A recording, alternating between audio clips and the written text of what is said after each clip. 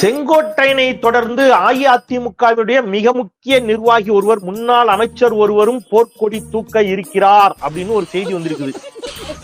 நாம் யாருக்கு என்ன தீங்கு செய்தோம்? நமக்கு மட்டும் ஏன் இப்படி எல்லாம் நடக்கிறது? அந்த சொக்கநாதரின் திருவிளையாடலை நம்மிடம் தான் காட்ட வேண்டுமா? என்ன சத்தம்? சங்கு சத்தம். சங்கா? யாராவது மேல அதிகாரி ஊமத்துல எங்க இருக்கா? ஒரு கலவரத்தை வித்தியாசமா அடக்க போயிருக்காரு சொல்லு. என்னால நம்ப முடியல, உண்மையிலே என்னால நம்ப முடியல. அவரா? என்னங்க சொல்றீங்க? அவரு உண்மையிலே அவர் வாய்ப்பு இருக்குதா? எப்படிங்க? இருக்காது, அப்படி எதுவும் நடக்காது, நடக்கவும் கூடாது, நம்ப முடியவில்லை. அவரு உண்மையாவா தான் சொல்றீங்களா அப்படின்னு நான் திருப்பி சோர்ஸ்ல கேக்குறேன். நம்புங்க, என்ன வாய்ப்பு இருக்குது அப்படிங்கிறது நம்ம சோர்ஸ். வாய்ப்பு இருக்குது அப்படிங்கிறது நம்ம சோர்ஸ்.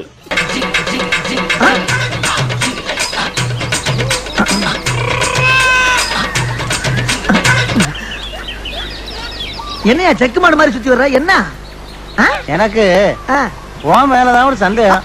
என்னம்மான்றல எங்களோட அம்மா, என்னம்மா இல்ல எங்களோட அம்மா, எங்களுடைய அம்மா இன்றைக்கு கழகத்துடைய பொதுச்செயலாளர் பொறுப்பேற்றது மட்டும் இல்ல, இன்றைக்கு இது தமிழ்நாட்டை வழிநடத்துவதற்காக இந்த நாட்டுடைய முதலமைச்சராக இன்றைக்கு நாங்கள் எல்லாம் கழகத்துடைய மக்களுடைய வேண்டுகோளின்படி, கழகத்துடைய அனைத்து தொண்டர்களுடைய வேண்டுகோளின்படி, அனைத்துடைய சட்டமன்ற குடும்பத்தை முடியின்படி செயலராக முதலமைச்சராக தேர்ந்தெடுக்கப்பட்டிருக்கிற எங்க அம்மாவுடைய தேர்ந்தெடுக்கப்பட்டிருக்காரு. ஆனால் இன்றைக்கு சில கருங்காலிகள் இந்த கட்சியிலே அடையாளம் காட்டப்பட்டவர்கள், கட்சியால் அடையாளம் ஒருவேளை இருக்குமோ ஒருவேளை இருக்குமோ என்ன ஒருவேளை இருக்குமோ சிறுமிக்கிட்டே தெரியல. என்ன விஷயம்? ஒருவேளை இருக்க மாட்டோம். எனக்கு இன்னமும் கூட எனக்கு கொஞ்சம், ஆனா அப்புறம் யோசிச்சு பார்த்தேன். ஆமா, 3 நாளா அந்த ஆளை கண்ணுலயே காணுமே ஐயாவை. இதுக்கு யார் காரணம்? தவியா தவிச்சுக்கிட்டு இருந்த நீதானா? டேய், உன்னை நான் சும்மா விட மாட்டேன், ஊரை கூப்பிட்டேன். செங்கோட்டையனை கட்சி பொறுப்புகள் இருந்து நீக்கி விட்டார் எடப்பாடி பழனிசாமி. செங்கோட்டையன் இங்க பேச்சுவார்த்தை 10 நாளுக்குள்ள தொடங்கி எல்லாரும் இணைக்கணும், இல்லன்னா அடுத்த கட்ட நடவடிக்கைகள் அப்படிலாம் சொன்னார் இல்லையா? அந்த பேட்டி கொடுத்தாரு. அந்த பேட்டிக்கு பிறகு செல்லூர் ராஜுவை பாக்குறேன்,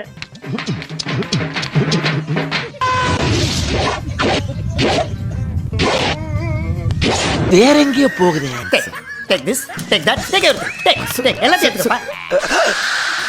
இருக்கட்டும். ஒரு அசிங்கமாய் போச்சு குமார்.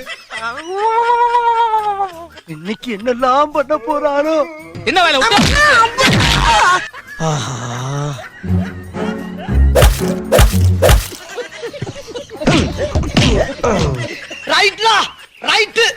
எல்லா முன்னாள் அமைச்சர்கள் எல்லாரையும் பாக்குறோம். ஆனா நான் தேடி பாக்குறேன், அவரை மட்டும் காணவே இல்லைங்க.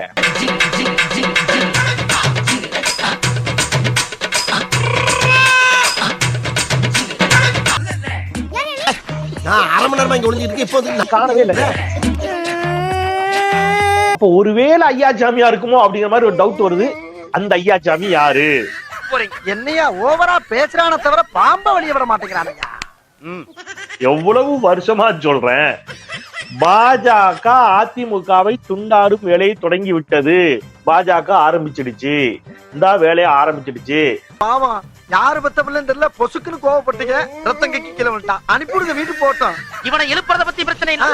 இவன் எழுந்திருச்சு யார் மூஞ்சில முடிக்கிறானோ அவன் குடும்பமே ரத்தம் கக்கிட்டாங்க. பரவாயில்லையா? குடும்பமே வா. இப்ப என்ன சொல்றேன், செங்கோட்டையனை கட்சி பொறுப்பில் இருந்து அனைத்து பொறுப்புகளில் இருந்தும் தூக்கிட்டாரு. யாரு? ஐயா எடப்பாடி பழனிசாமி செங்கோட்டையனை எல்லா பொறுப்புலையும் தூக்கிட்டாரு. தூக்கிட்டு இவன் பொறுப்பு கிடையாதுட்டாரு.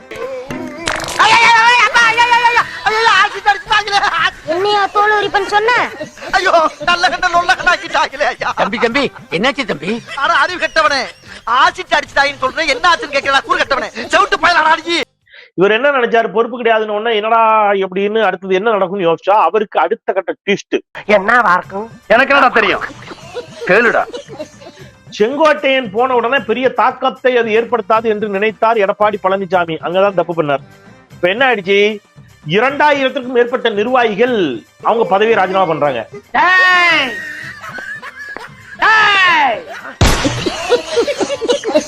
2000 நிர்வாகிகள் தங்கள் பதவியை ராஜினாமா செய்திருப்பது என்பது எதை உணர்த்துகிறது? கரெக்டா உங்களுக்கு புரியுதா? எதை உணர்த்துகிறது என்றால், எடப்பாடி பழனிசாமிக்கு செக் மாப்பு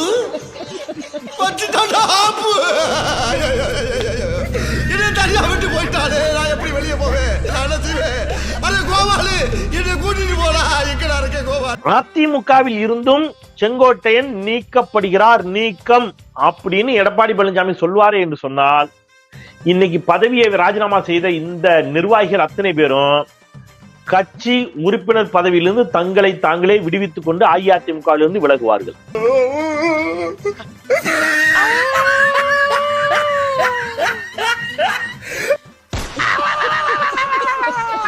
அப்ப ஈரோடு மாவட்டத்துல அஇஅதிமுக என்ற ஒரு கட்சி இருந்தது அப்படின்னு சொல்லக்கூடிய நிலைமை வரும்.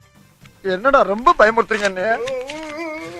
ஏன்னா ஈரோடு மாவட்டத்தை சேர்ந்த நிர்வாகிகள், தொண்டர்கள் பெருவாரியாக செங்கோட்டையனோட வெளியில வந்துருவாங்க. ஈரோடு, கோபிச்செட்டிப்பாளையம் அந்த பக்கத்துல இருக்கவங்க எல்லாம் வந்துருவாங்க.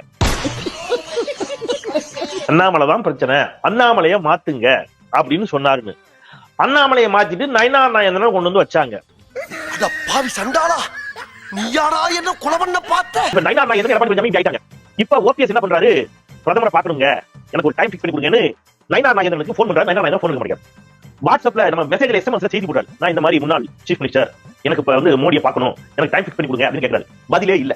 வாயில புண்ணா, வாந்தி வருதா, ஊமையா, மௌன விரதமா, ஏன் அது வந்து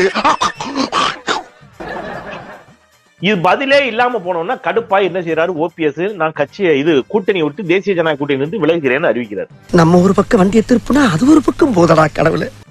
அறிவிச்ச உடனே இதுக்கு பின்னாடி எல்லாம் அண்ணாமலை இருக்கிறாரு. அதுக்கு வர அதான் முக்கியம், இது எல்லாத்துக்கும் பின்னாடி அண்ணாமலை இருக்கிறாரு. எனக்கு ஒரே தெரியும், நான் ஓட்டுக்கினேன். டேய் முன்னாடி வாடா. அண்ணே பின்னால உட்கார்ந்தா கொஞ்சம் ஈஸியா நான் முன்னாடி ஓட்டும்போது பின்னாடி இறங்கி வர்றதுக்கா? வா முன்னாடி கேட்டுக்குள்ள வாடா. அப்ப அண்ணாமலை ரொம்ப பிளான் பண்ணி தெளிவா நயினார் நாகேந்திரனை காலி பண்றதுக்கான ஒரு வேலையை ஆரம்பிச்சிட்டாரு. அண்ணே நான் உங்களுக்கு நடத்தலாம்னு நினைக்கிறேன், இப்படி மிஸ் ஆகி போயிருந்தனே. யார் நீ? போய் பேசாதடா. நயினார் நாகேந்திரன் தான் பிரச்சனைன்னு ஓபிஎஸ் முதல்ல போர்க்கொடி தூக்குறார். அடுத்தது பின்னாடியே டிடிவி தினகரன். உங்க பாட்டுல குத்தம் இருக்கு. பெரிய நக்கீர் குற்றம் கண்டுபிடிச்சாரு. போடா, என்ன குற்றம் கண்டாய்? இப்ப டிடிவி தினகரன் என்ன சொல்றாரு, நயினார் நாகேந்திரன் வந்ததுனாலதான் இவ்வளவு பிரச்சனை, அண்ணாமலை இருக்கிற வரைக்கும் பிரச்சனை இல்ல, நயினார் நாகேந்திரன் தான் பிரச்சனைன்னு மொத்த லைட்டை நயினார் நாகேந்திரன் மகன் திருப்பி விட்டார். துபாயில தேள் கொட்ட துருக்கியில நெறி கட்டின கதையா இருக்கு. அண்ணாமலை வெளியில வந்ததுக்கு காரணம் எடப்பாடி பழனிசாமி.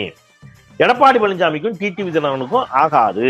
சோ எதிரிக்கு எதிரி நண்பன். இப்ப அண்ணாமலையும் டிடிவியும் ஓபிஎஸும் ஒரு பக்கம் சேர்ந்துக்கிட்டாங்க. உங்களை பாக்குறதுக்கு எப்படி இருக்கு தெரியுமா? எப்படி இருக்கு? ரொம்ப கேவலமா இருக்கு. ரொம்ப வாடுறானே, நான் என்னப்பா பண்றது? என்னைக்கு எங்க அப்பா இந்த நான்சென்ஸ கையில புடிச்சு கொடுத்தானோ அன்னைக்கு இருந்து பீட உராசிட்டே இருக்கு பாரு. இவரு நயினார் நாகேந்திரனை குறி வைக்கிற மாதிரி இவங்க எல்லாரும் சேர்ந்து அந்த பக்கம் எடப்பாடி பழனிசாமி தான் பிரச்சனை. எடப்பாடி பழனிசாமி யாரு? செங்கோட்டை. எடப்பாடி பழனிசாமி பாருங்க, எல்லாரும் ஒன்னா நின்னா தான் நாம ஜெயிக்க முடியும். எடப்பாடி பழனிசாமி அதற்கு தயாராக இல்லை. எனவே எடப்பாடி பழனிசாமி இப்படி இருந்தா எப்படிங்க அப்படின்னு செங்கோட்டையன். ரைட் விடு.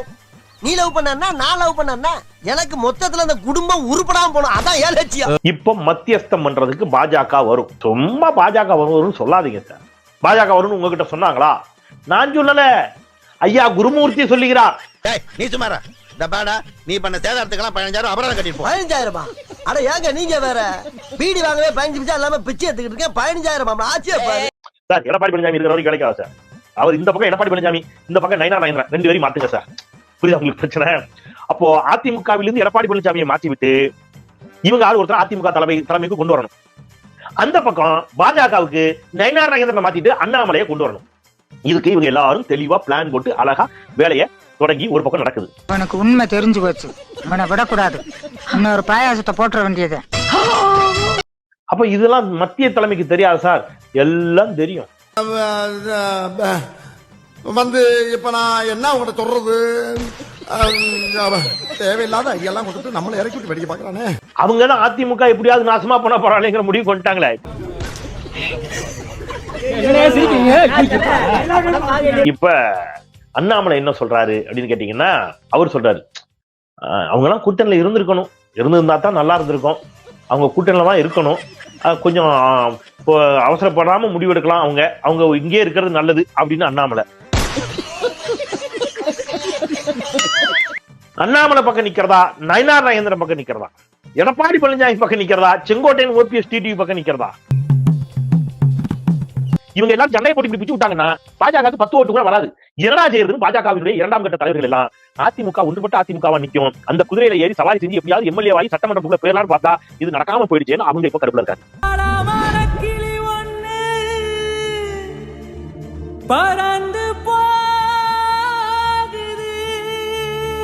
அவர் திடீரென்று தீவிர திருமதி வி கே சசிகலாவின் ஆதரவாளராக தன்னை காட்டிக் கொள்வார். என்னம்மா இல்ல எங்களோட அம்மா, என்னம்மா இல்ல எங்களோட அம்மா. திடீரென்று ஐயா எடப்பாடியின் ஆதரவாளராக தன்னை காட்டிக் கொள்வார். யாருடைய தெய்வம் இந்த அதிமுகவிற்கு தேவை இல்லை. அவருடைய வேலை, சசிகலா என்பவர் யார்? அம்மா வீட்டில் வேலை செய்து வந்தவர்கள், ஒரு உதவியாளர். அம்மா இல்லை, அம்மாவோட அவருடைய வேலையும் முடிஞ்சு போச்சு. பேசினாலே உச்சஸ்தாதியில தான் பேசுவார், சட்டம் போடுவார், கருப்பா சுருட்ட முடி வச்சு அப்படிங்கிற மாதிரி அந்த அடையாளத்தை தான் வேற எல்லாம் நான் சொல்லிட்டு இருக்கேன்ல, அவர் தான். தம்பி அழுவாதடா, நீ அழுதா யாரும் நம்ப மாட்டாங்கடா, சிரிச்சிடுவாங்கடா.